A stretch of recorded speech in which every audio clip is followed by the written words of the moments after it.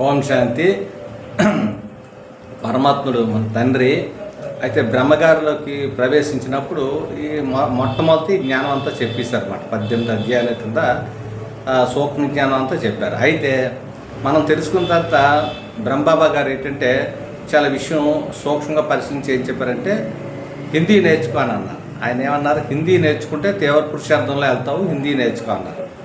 నేను హిందీ నేర్చుకోవడానికి చాలా ప్రయత్నం చేసేవాడిని, చేస్తున్నాను. హిందీ మామూలుగా ఏంటంటే కానా, పేనా, సోనా, ఆనా, జానా ఇలాగా మనకి కావాల్సిన హిందీ చాలు, ఇంక అంతకంటే హిందీ ఎందుకు, మనకి హిందీ నేర్చుకోవాలి అనే ఆలోచన ఎప్పుడైతే వచ్చిందో పరమాత్మతో సంబంధం ఎక్కువ కావద్దు. అంటే మాయ టూట్గయ అంటే మాయ ఏం చేస్తుంటే తెంచేస్తుంది అన్నమాట. అంటే సంబంధాన్ని పరమాత్మను స్మూత్ చేయనవద్దు.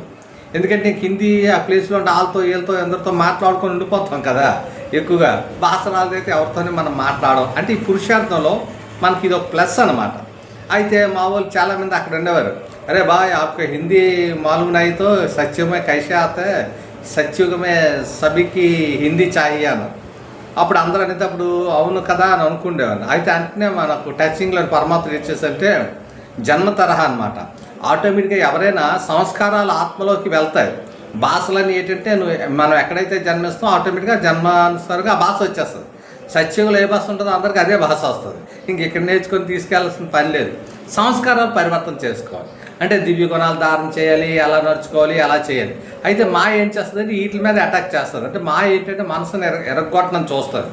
మాయ అంత సూక్ష్మమైన మాట. దాన్ని ఎదిరించగలగాలి, చేయాలంటే పరమాత్మ యొక్క స్మృతి శక్తి ద్వారా మనం చేయగలం. అందుకే మొట్టమొదటి ఏంటంటే ఛాలెంజ్ చేస్తుంది మాయ. అంటే మాయ ఎటువంటి ఛాలెంజ్ చేసినా మనం ఏంటంటే పరమాత్మను గట్టిగా పట్టుకొని స్మరించాలి. ఇప్పుడు ఎన్నో మనం పాటలు వింటుంటాం, మంచి ఓల్డ్ సాంగ్స్ ఎలా ఉంటాయంటే ఒక మనసుకి మన తెలుగులో అటువంటి పాటలు వింటుంటే రోమాలు ఇలా నిలబడుతుంటాయి అన్నమాట. ఎన్నో సాంగ్స్ మాట. ఎందరో మహానుభావులు ఘంటసారెడ్డి, సుబ్రహ్మణ్యం గారు, రామకృష్ణ చాలామంది వ్యక్తులు చాలా మంచి మంచి పాటలు పాడితాడు. ఆ పాటల్లో అర్థాలు, భావాలు అవన్నీ మనకు తెలియకుండా ఒక ఆత్మానుభూతిని, ఆత్మానందం కలిగిస్తుంటాయి. పడుకున్నప్పుడు కానీ ఎప్పుడైనా వింటూ ఉన్నాను ప్రతి ఒక్కరు. అయితే ఈ పాటలు మనం విన్నప్పుడు ఒకసారి మనం ఆలోచించుకోవాలి. మనం వింటున్నాం అంటే బాగున్నాయి అలాగా అనుకుంటున్నాం. అతీంద్రియ సుఖమైన ఎందుకు అనుభూతి పొందట్లేదంటే మనం ఆ పాట విన్నప్పుడు అక్కడ ఒక హీరోకి కానీ కుటుంబ సభ్యులు ఏదో ఒక సందర్భంలో పాట పాడతారు. కానీ ఆ పాట అనుభూతి ఎలా చేసుకోవాలి? అయితే మన రాముడు అంటే రాముడికి సీత, కృష్ణుడికి రుక్మిణి, రాధ ఇలా ఈ విధంగా వెంకటేశ్వర, పద్మావతి, పార్వతి, శంకర్లు ఈ విధంగా భిన్నంగా ఉన్నారు కదా.